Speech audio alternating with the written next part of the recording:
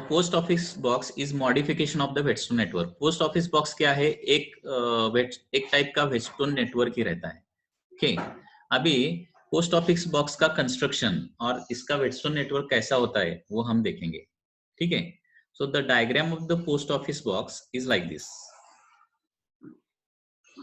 Diagram of the post office box is like this. So this is the real diagram. Okay, so this is the real diagram of the real picture of the post office box. It is like this. Okay, हे दिसतंय का बघा post office box. तर याच्यामध्ये मध्ये मध्ये या copper strips आहेत बघा आणि इथं ब्लॅक कलरच्या काय आहेत, कीज आहेत. ब्लॅक कलरच्या कीज आहेत. म्हणजे काय होणार आहे, फॉर एक्झाम्पल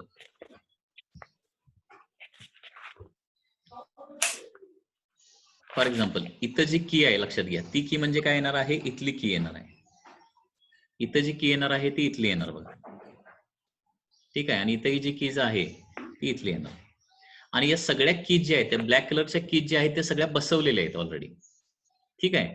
आणि एखादी की जर ओपन केली म्हणजे काढून टाकली, म्हणजे ही इथली की मी काढून टाकली, तर त्याचा मिनिंग काय होतो, या सर्किटमध्ये ए टू बी हा जो पॉईंट आहे लक्षात घ्या, इथं ए पॉईंट तुम्हाला दिसतोय, इथं बी पॉईंट तुम्हाला दिसतोय, तर ए टू बी च्या मध्ये काय होणार आहे, 10 ओहमचा रेझिस्टन्स येणार. म्हणजे लक्षात घ्या, की काढल्यानंतर, इन्सर्ट केल्यानंतर नव्हे, की काढल्यानंतर काय होतं, तिथं 10 ओहमचा रेझिस्टन्स येतो. कुठं 10 ओहमचा रेझिस्टन्स येतो, ए आणि बी च्या पाथमध्ये. सपोज या तिन्ही की मी काढून टाकल्या, किती ओहमचा रेझिस्टन्स येणार, डायग्राम मध्ये दिसतंय प्रत्येक गॅप मध्ये किती रेझिस्टन्स आहे. या तिन्ही की जर मी काढून टाकल्या पोस्ट ऑफिस बॉक्स मधल्या, ठीक आहे, तर किती ओहमचा रेझिस्टन्स ए आणि बी या दोन पॉइंटच्या मध्ये येणार सांगा जरा. हा 1110 करेक्ट. तसं हा बी पॉइंट आहे आणि इथं सी पॉइंट देखील दिसतोय तुम्हाला. आणि बी आणि सी च्या मध्ये देखील काय आहे, there are 3 keys. Okay, this is of 10 ohm पहिली, म्हणजे इकडं जसं आहे ना तसंच इकडं कॉम्बिनेशन आहे 10, 100 and 1000. ओके, तसं इकडं पण 3 कीज आहेत. आता एबी आणि बीसी ला काय म्हणतात, रेशो आर्म्स असं म्हणतात, बरोबर आहे ना. AB and BC are called as ratio arms. AB आणि बीसी ला काय म्हणायचं, रेशो आर्म असं म्हणायचं. ठीक आहे. 1 by 1 स्ट्रक्चर व्यवस्थित सगळं अंडरस्टँड करून घ्या पोस्ट ऑफिस बॉक्स मध्ये. ओके, इथं ए आणि बी च्या मध्ये 3 रेझिस्टन्स आहेत, 3 कीज आहेत. ते 3 कीज म्हणजे 3 रेझिस्टन्स रिप्रेझेंट करणार. आता तुम्हाला असा क्वेश्चन पडलेला असेल, हे पण एक्सप्लेन करतो की काढल्यानंतर रेझिस्टन्स कसा काय येतोय. हे बघा, हे सगळं कॉपर आहे, कॉपर दिसतंय ना, ए आणि बी. या तिन्ही कीज जर टाकलेले असतील तर काय होणार, ए टू बी हे डायरेक्ट कनेक्ट होणार ना, ए टू बी डायरेक्टच कनेक्ट होणार. आणि ए आणि बी मध्ये रेझिस्टन्स किती येणार, 0. ए आणि बी डायरेक्टली जोडलं वायरनं, तर रेझिस्टन्स किती ए आणि बी च्या मध्ये, 0. कारण या तिन्ही कॉपर आहे, कॉपर म्हणजे निग्लिजिबल रेझिस्टन्स. ठीक आहे. आता इथं हे 2 कॉपर स्ट्रिपच्या खाली इथं दिसत नाही, ते खालच्या बाजूला असणार आहे. बोर्डच्या खाली काय जोडलेलं असतं, एक रेझिस्टन्स जोडलेला असतो. हे बघा, पुन्हा सांगतो मी. हे बघा, फॉर एक्झाम्पल ही कॉपर स्ट्रीप आणि ही कॉपर स्ट्रीप, मी काय सांगतोय लक्षात येते, ही कॉपर स्ट्रीप आणि ही कॉपर स्ट्रीप यांच्या खाली असणार आहे, ते तुम्हाला वर दिसणार नाही, एक रेझिस्टन्स जोडलेला असणार आणि तो बरोबर 10 ओहमचा असणार आहे. ज्यावेळी इथं की मी जोडलेली असणार, इथं की बसवलेली असणार, त्यावेळी ते काय होणार, शॉर्ट सर्किट होणार. आता मी हे तुम्हाला सांगितलंय, हा एक रेझिस्टन्स असेल, हा पॉइंट ए असेल आणि हा पॉइंट बी असेल आणि हा 10 ओहम असेल. आता या डायग्राम नुसार सांगा, या डायग्राम नुसार इथं रेझिस्टन्स किती येणार, 10 ओहम. आणि हे शॉर्ट सर्किट केलं म्हणजे डायरेक्टली वायरच्या साईन जोडलं, तर ए आणि बी मध्ये रेझिस्टन्स किती येणार, 0. ठीक आहे. म्हणजे हा पाथ मी ब्रेक केला, ए टू बी च्या मधला ही स्ट्रेट लाईन जी आहे ही मी ब्रेक केली, तर ए आणि बी च्या मध्ये काय येणार, 10 ओहम येणार आहे. कसं आहे ते लक्षात घ्या. म्हणजे ही कॉपर स्ट्रीप आणि ही कॉपर स्ट्रीप, या 2 कॉपर स्ट्रीपच्या खाली आतमध्ये काय आहे, 10 ओहमचा रेझिस्टन्स आहे. की ज्यावेळी बसवलेली असते त्यावेळी ही डायरेक्ट कनेक्ट होणार आहे आणि या 2 पॉईंटच्या मध्ये रेझिस्टन्स असणार 0 ओहम. आणि ही की ओपन केली, काढून टाकली, तर काय होतं, याच्या खाली जो या 2 स्ट्रिपच्या मध्ये काय येतो, 10 ओहमचा रेझिस्टन्स येतो. हे मी जे सांगितलं ते लक्षात आलं का बघा. ठीक आहे. म्हणजे सगळ्या कीज जर बसवलेल्या असतील तर हे डायरेक्टली एकमेकाला कनेक्टेड आहे असा त्याचा मिनिंग होतो, लक्षात घ्या. सगळे एकमेकाला डायरेक्टली कनेक्टेड आहे, सगळ्या कीज जर बसवलेले असतील तर. आणि जिथली की काढणार आहे तिथला रेझिस्टन्स फक्त काय येतो, त्या ठिकाणी एंटर होतोय, हे लक्षात घ्या अगोदर. So this is the post office box.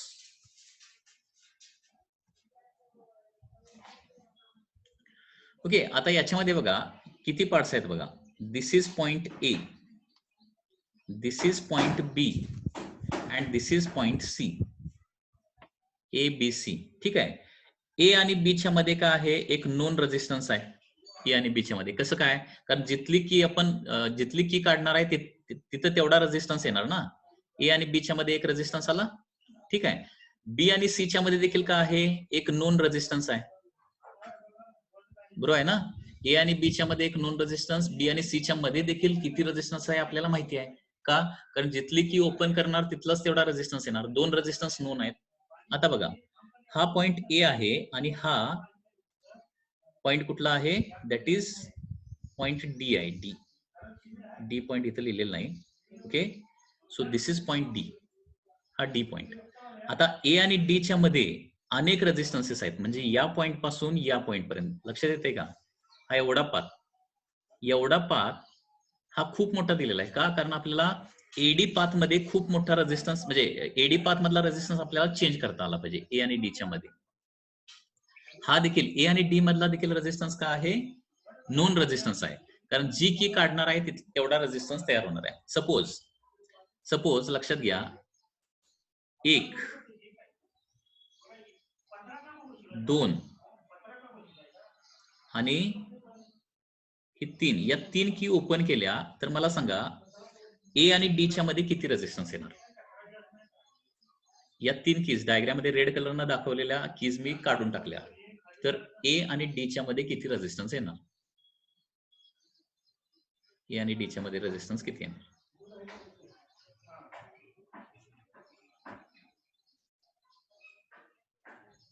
222. कारण हे म्हणजे काय इथं आहे बघा, हे 2 ओहम. ठीक आहे. हे म्हणजे काय आहे, हे इथं आहे 20 ओहम. ओके, आणि हे इथं किती आहे, हे 200 आहे.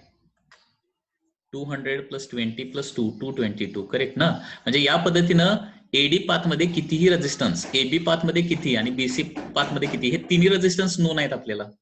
एबी किती आहे, बीसी किती आहे आणि एडी किती आहे, हे तिन्ही रेजिस्टन्स नोन आहेत. लक्षात येत आहे.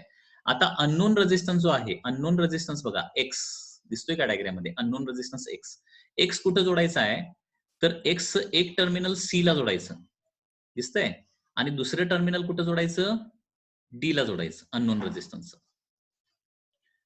म्हणजे सीडीच्या मध्ये अननोन रेजिस्टन्स जो आपल्याला रेजिस्टन्स मेजर करायचा आहे तो कुठं जोडायचा, सी आणि डी पॉइंटच्या मध्ये जोडायचं. अननोन रेजिस्टन्सची म्हणजे जी काय वायर असेल, फॉर एक्झाम्पल एका वायरचा रेजिस्टन्स जोडायचा, मेजर करायचा आहे, त्या वायरचं एक एंड सी ला बांधायचं, इथं बांधायचं. इथं दिसतंय बघा, हे पॉइंट आहेत बघा बांधण्यासाठी, तो स्क्रू आहे, तो आपण काढून तिथं काय करू शकतो, बसवू शकतो. एक पॉइंट इथं बसवायचा. ओके, म्हणजे डायग्राम जर सांगायचं झाली तर असं होणार, इथनं हे अननोन रेजिस्टन्सचं एक टर्मिनल इथं जोडलं आणि दुसरं टर्मिनल इकडं आणून काय करायचं, इथं जोडायचं आहे. लक्षात येतंय, डी पॉइंटला. आणि हे जोडल्यानंतर आता सर्किट डायग्राम कशी होणार हे अगोदर लक्षात घ्या. आता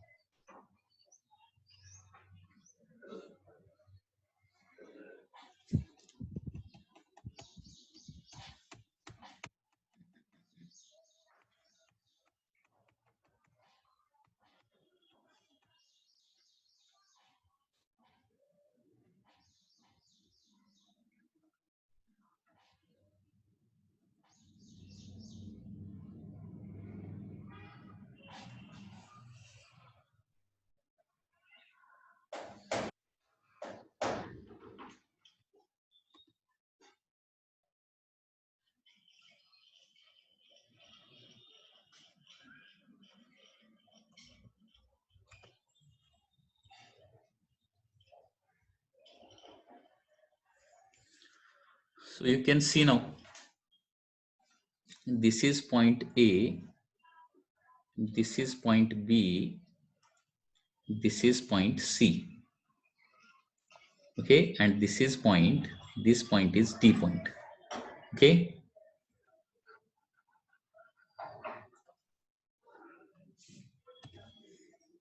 suppose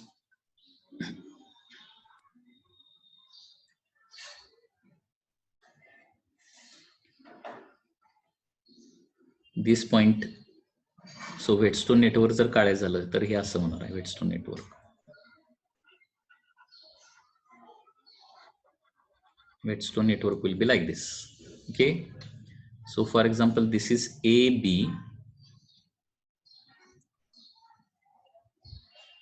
BC. AB मधला रेजिस्टन्स आपल्याला नोन आहे, दॅट इज हा काय होणार आहे, इथला रेजिस्टन्स हा RAB होणार. RAB किंवा त्याला R1 म्हटलंय बघा इथं. This is R1. ठीक आहे, दिस इज R2.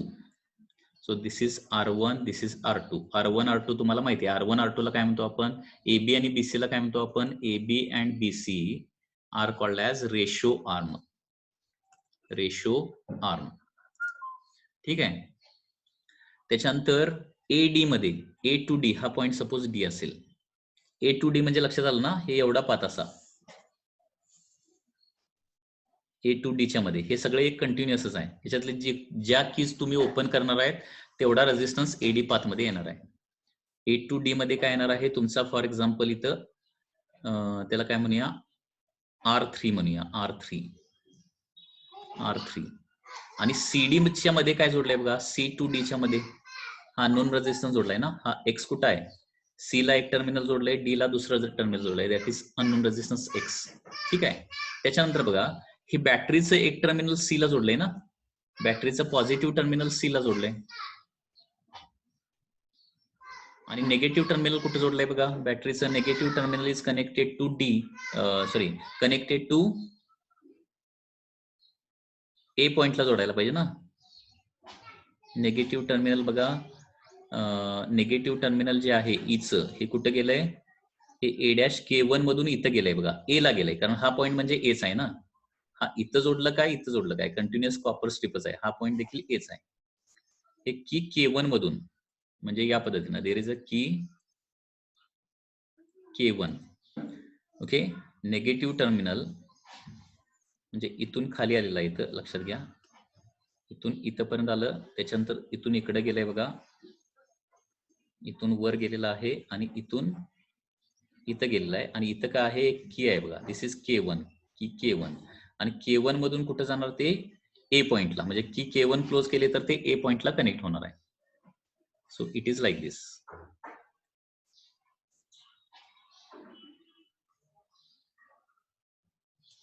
ठीक आहे. आणि हा गॅल्व्हॅनोमीटर आहे बघा, दिस इज अ गॅल्व्हॅनोमीटर. गॅल्व्हॅनोमीटरचं एक टर्मिनल D ला जोडलंय, दिसतंय का.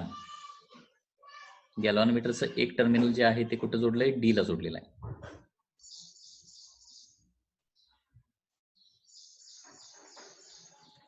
आणि दुसरं टर्मिनल या K2 की मधून, दुसरं टर्मिनल म्हणजे इकडचं टर्मिनल K2 की मधून B ला गेलंय बघा, इथं डॉटेड लाईन दिसतंय का, हे B ला गेलेलं आहे. इथं देखील एक की ठेवलेली आहे कनेक्शन ऑफ करण्यासाठी, ऑन ऑफ करण्यासाठी K2. So in this way this post office box is similar to this Wheatstone network. आता काय करायचं आहे, R1, R2 आणि R3 च्या व्हॅल्यू, R1 R2 काय करायचं आहे, फिक्स ठेवायचं आहे. Generally R1 is equal to काय ठेवायचं, R1 is equal to R2 generally ठेवायचं सुरुवातीला. आणि काय करायचं, सगळ्या कीज क्लोज करायच्या, सगळ्या की म्हणजे K1 K2 सगळं क्लोज करायचं आणि R3 आता ऍडजस्ट करायचं आहे. R3 कारण बघा R3 भरपूर तिथं रेजिस्टन्सेस आहेत आणि भरपूर तिथं आपण ऍडजस्टमेंट करू शकतो. आणि R3च्या नंबर ऑफ कीज जे आहे ते काय करायच्या, ओपन किंवा क्लोज करून बघायचे आहेत, कधीपर्यंत, जोपर्यंत गॅल्व्हॅनोमीटर 0 डिफ्लेक्शन दाखवत नाही तोपर्यंत. म्हणजे R1 R2 फिक्स ठेवायचं, X हा अननोन आहे, माहिती नाही आपल्याला, आणि R3 जो आहे तो खूप ऍडजस्टेबल आहे. R3 अशा प्रकारे जे ऍडजस्ट करायचा की जेणेकरून गॅल्व्हॅनोमीटर शोज 0 डिफ्लेक्शन, आणि गॅल्व्हॅनोमीटर ज्यावेळी 0 डिफ्लेक्शन दाखवणार त्यावेळी काय होणार आहे, R1 by R2 is equal to R3 by X येणार, and therefore X will be equal to, that is X is equal to R3 into R2 divided by R1. So in this way, by using post office box, you can measure the unknown resistance. Post office बॉक्सच्या साहाय्याने unknown resistance तुम्ही major करू शकताय. फक्त तुम्हाला माहिती पाहिजे की R1 कुठं असतो, R2 कुठं असतो आणि R3 कुठं असतो. R1 रेजिस्टन्स कुठं आहे, दॅट इज A आणि B च्या मध्ये, वरची सगळ्यात वरची जी स्ट्रीप आहे तिथंच R1 आणि R2 आहे, दोन्ही रेजिस्टन्स तिथंच आहे A आणि B च्या मध्ये, आणि B आणि C च्या मध्ये काय आहे, R2 आहे. आणि ए आणि डी च्या मध्ये काय आहे R3 आहे. Okay, lot of variation is there, भरपूर व्हेरिएशन करू शकतो. इथं जी की आहे इथं इनफायनाइट आहे बघा, इन्फिनिटी. इथे एक इनफायनाइट रेझिस्टन्स असतो. तर सी आणि डी च्या मध्ये अननोन रेझिस्टन्स जोडायचा. AB आणि BC मध्ये generally same value of resistance एकतर दोन्हीकडे 10-10 ठेवायचा किंवा 100-100 ठेवायचा किंवा 1000-1000 ठेवायचा. आणि मग काय करायचं आहे, एडी पाथ मधला रेझिस्टन्स ऍडजस्ट करत जायचा आहे कधीपर्यंत, जोपर्यंत गॅल्व्हॅनोमीटर 0 डिफ्लेक्शन दाखवत नाही तोपर्यंत. आणि गॅल्व्हॅनोमीटरचं डिफ्लेक्शन 0 आलं की आपण काय म्हणणार, त्या पोस्ट ऑफिस बॉक्सची बॅलन्सिंग कंडिशन किंवा Wheatstone network is set to be in balance condition and according to Wheatstone's principle, R1 by R2 is equal to R3 by X, and we can measure the X. X is equal to R3 into R2 divided by R1. आणि हे सगळे R3 माहित आहे, R2 माहित आहे, R1 माहित आहे. तिन्ही व्हॅल्यू माहित असल्यामुळे अननोन रेझिस्टन्स आपण मेजर करू शकतो. ठीक आहे. आता या व्हेटस्टोन नेटवर्कच्या साहाय्यानं वायर कुठं ब्रेक झालेली आहे, म्हणजे टेलिग्राफची वायर जी आहे ती कुठं ब्रेक झालेली आहे, कसं आयडेंटिफाय करायचं. तर सपोज हे post office box, post office आहे, पोस्ट ऑफिस इथं आहे, पोस्ट ऑफिस इथं आहे. ठीक आहे. आणि पोस्ट ऑफिस मधून अशी वायर गेलेली आहे आणि मध्येच कुठेतरी काय झालंय, या पॉइंटला सपोज ब्रेक झाली आहे. ठीक आहे. आता वायर ब्रेक झाली आहे म्हणजे जनरली काय असणार आहे, ती 0 पोटेन्शियल असणार किंवा ग्राउंडेड असणार आहे. जनरली आपण अर्थवर पडली असं ऍझ्युम करूया. कुठेतरी ब्रेक झाली आहे, खूप लार्ज डिस्टन्सला काय झाली आहे, ती वायर ब्रेक झाल्याने इथं पडलेली आहे. ठीक आहे. तर काय करायचं, त्या पोस्ट ऑफिस बॉक्समध्ये वायरचं एक एंड तर आपल्याकडे अवेलेबल आहे, कारण ते कुठेतरी दूर तुटलेले आहे, म्हणजे आपल्याकडे एक एंड अवेलेबल आहे. दुसरं एंड कुठं आहे, अर्थला कनेक्टेड आहे. तर काय करायचं याच्यामध्ये, या एक्सच्या ठिकाणी, हा एक्सच्या ठिकाणी सी पॉइंटला काय करायचं आहे, सी पॉइंटला पोस्ट ऑफिस मधलं एंड इथं जोडायचं. पोस्ट ऑफिस मधलं वायरचं जे एंड आहे, तुटलेल्या वायरचं एंड सी पॉइंटला जोडायचं. आणि डी पॉइंट जो आहे तो काय करायचा, अर्थला ग्राउंडेड करायचं. काय सांगितलं लक्षात येते का बघा. वायरचं जे एंड आपल्याकडे अवेलेबल आहे ते सी पॉइंटला जोडायचं आणि डी पॉइंट जो आहे तो काय करायचा, दुसऱ्या एका वायरच्या साहाय्यानं अर्थला डायरेक्टली जोडायचा. आता अर्थला जोडणं म्हणजे थोडक्यात काय झालं, तुटलेलं एंड थोडक्यात डी पॉइंटला जोडल्यासारखं आहे. मी काय सांगतो लक्षात येते का बघा. इकडे तुटलेलं एंड कुठं जोडलेलं आहे, अर्थवर पडलाय म्हणजे अर्थला जोडलेला आहे. ओके. आणि हा डी पॉइंट अर्थला जोडलाय, म्हणजे याचा अर्थ काय झालं, तुटलेलं एंड जे आहे ते डी पॉइंटला जोडल्यासारखं झालं. म्हणजे ती तुटलेली वायर जी आहे ती कुठं आली, सी आणि डी च्या मध्ये आली, असा त्याचा मिनिंग झाला. हे असं ऍझ्युम करायचं आहे. तुटलेली वायर थोडक्यात सी आणि डी च्या मध्ये आलेली आहे. आणि आता रेग्युलर प्रोसेसनं काय करायचं, एक्स ची व्हॅल्यू काढायची, म्हणजे ते तुटलेल्या वायरचा रेझिस्टन्स मिळेल. आता आपल्याला सिग्मा माहित असतं. सिग्मा म्हणजे काय, resistance per unit length. Okay. What is sigma, हे बघा पुन्हा एकदा इथे लिहितो. आपल्याला वायरचा सिग्मा माहित असतो, that is resistance per unit length माहित असतं. ठीक आहे. म्हणजे सिग्मा म्हणजे काय येणार आहे, रेझिस्टन्स डिवायडेड बाय लेंथ येणार. मग लेंथ इज इक्वल टू काय येणार आहे, रेझिस्टन्स डिवायडेड बाय सिग्मा येणार ना. मग आपल्याला एक्स मिळालं आणि सिग्मा माहित आहे, म्हणजे तुटलेल्या वायरची लेंथ तुम्हाला मिळणार. मग साधारणपणे पोस्ट ऑफिस पासून एवढ्या मीटर डिस्टन्सला, एवढ्या किलोमीटर किंवा मीटर जे काही येईल तेवढ्या मीटर डिस्टन्सला काय असणार आहे, वायर तुटलेली असणार आहे. त्याच्यामुळे साधारणपणे तेवढ्या डिस्टन्सला जाऊन काय करायचं, इन्स्पेक्शन करायचं आहे. आणि तुम्हाला कळेल की बरोबर तिथं वायर तुटलेली आहे आणि तुम्ही तिथं काय करू शकताय, ती वायर पुन्हा जॉईन करू शकताय. सो इन दिस वे हा पोस्ट ऑफिस बॉक्स जो आहे तो पूर्वी पोस्ट ऑफिस मध्ये वापरला जायचा. कशासाठी, एखादी टेलिग्राफची वायर जर तुटलेली असेल तर किती डिस्टन्सला तुटलेली आहे हे फाइंड आउट करण्यासाठी. लक्षात येत आहे. याच्यामध्ये कुणाला काय डाऊट असेल तर जरा विचारा. Any doubt.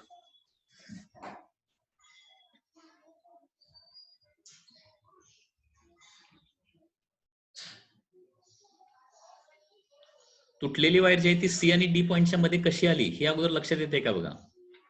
तुटलेल्या वायरचं एक एंड आपल्याकडे अवेलेबल आहे, ते सी ला जोडायचं. ठीक आहे.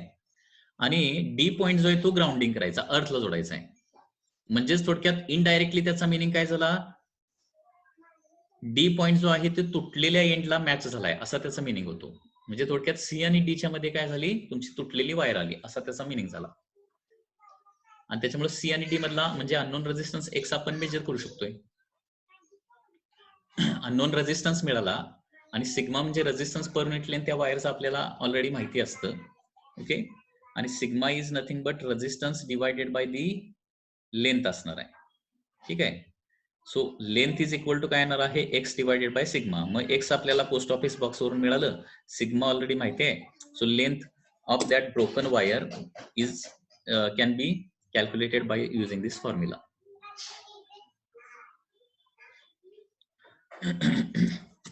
काय क्वेश्चन आहे sir, if we ground A, नाही ए ला ग्राउंड करायचं काय संबंध आहे? आपल्याला अननोन रेझिस्टन्स मेजर करण्यासाठी तो कुठं जोडावा लागतो, सी आणि डी च्या मध्ये जोडावा लागतो अननोन रेझिस्टन्स जो मेजर करायचा आहे. तर एक तर ऑफिसमध्ये असणारं जे वायरचं एंड आहे, एक तर सी ला जोडा किंवा डी ला जोडा, दोन्हीपैकी एकाच ठिकाणी कुठेतरी जोडावं लागेल. आणि दुसरं एंड जे आहे ते अर्थला ग्राउंडेड करायचं आहे, एवढंच लक्षात ठेवायचं आहे.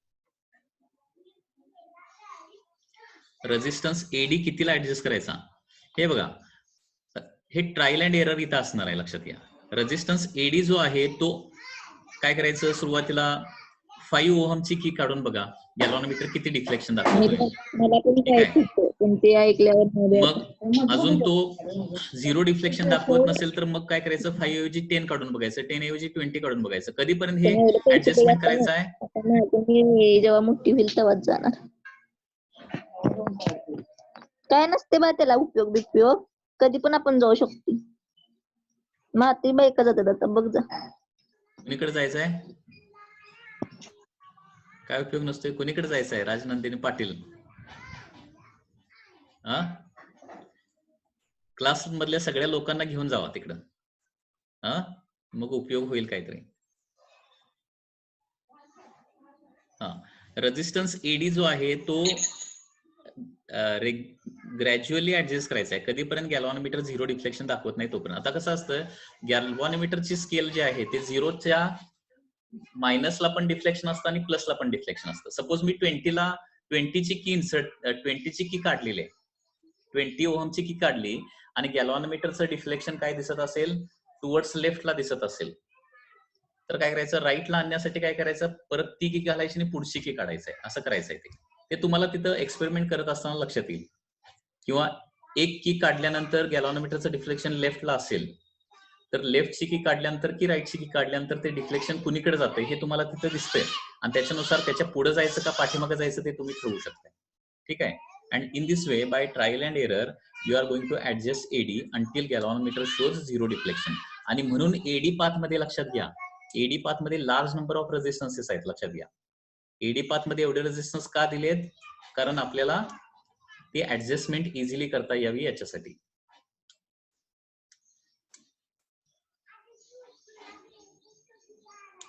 जोपर्यंत गॅल्व्हॅनोमीटर 0 डिफ्लेक्शन दाखवत नाही तोपर्यंत एडी मधला रेझिस्टन्स ऍडजस्ट करत राहायचं. ते एक्सपेरिमेंट करत असताना तुम्हाला एक्झॅक्टली लक्षात येईल ऍक्च्युअली कसं एक्झॅक्टली 0 होत आहे. So this is all about post office box.